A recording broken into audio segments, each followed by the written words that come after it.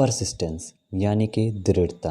Psychology में इसे personality triad भी कहते हैं। परसिस्टेंस को कैरेक्टर इन्वेंट्री और टेम्परामेंट या बिहेवियर में भी मेज़र किया जाता है और इसे 4 टेम्परामेंट ट्रायड्स में से एक माना जाता है। परसिस्टेंस को मेंटल टफनेस का विस्तार भी कहते हैं।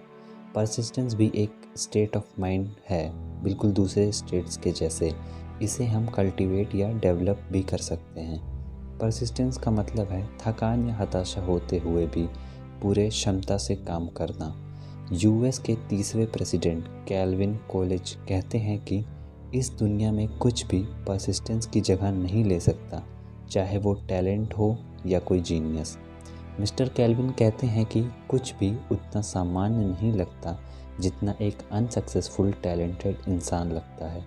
फिर आगे कहते हैं कि ये दुनिया एजुकेटेड डेरेलिक्ट से भरी हुई है।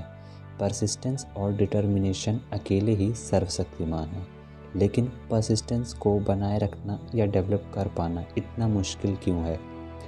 कई मोटिवेशनल स्पीकर और एंटरप्रेन्योर्स कहते हैं कि परसिस्टेंस मुझे बोल्ड और अपॉर्चुनिटी की तलाश करने के लिए प्रेरित करता है।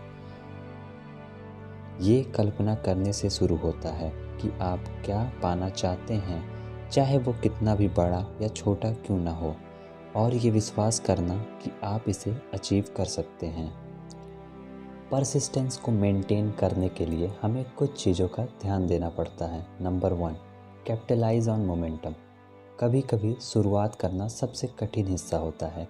ये सब तब भी सच हो सकता है जब आपके प्रोजेक्ट या एक्शंस को हर दिन ग्राइंडिंग की आवश्यकता होती है, लेकिन ये सब समय के साथ कुछ अच्छा जोड़ देता है। बस पहला कदम उठाइए। कभी कभी बाकी के पास खुद की देखभाल करने का तरीका होता है। Number 2, keep optimistic. जब आप फोकस्ड होते हैं गोल्स पे और आउटकम्स पर ध्यान देते हैं, तो फेलियर्स आने पे काफ़ी कुछ डिमोटिवेटिंग होता है।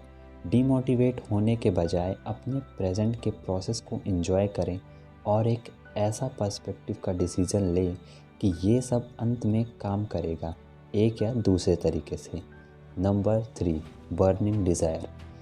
परसिस्टेंस लोग इससे बुरा चाहते हैं, वास्तव में बुरा, और वो कभी कोई बहाना या रास्ता नहीं खोजते।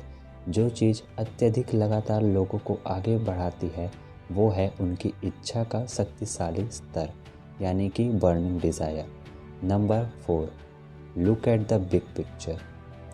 अगर आप बुरे वक्त में काम कर रहे हैं तो हो सकता है कि आप समय के साथ और भी स्पेसिफिक हो गए हों और अपना डेफिनेट गोल या पर्सपेक्टिव को खो दिए हों।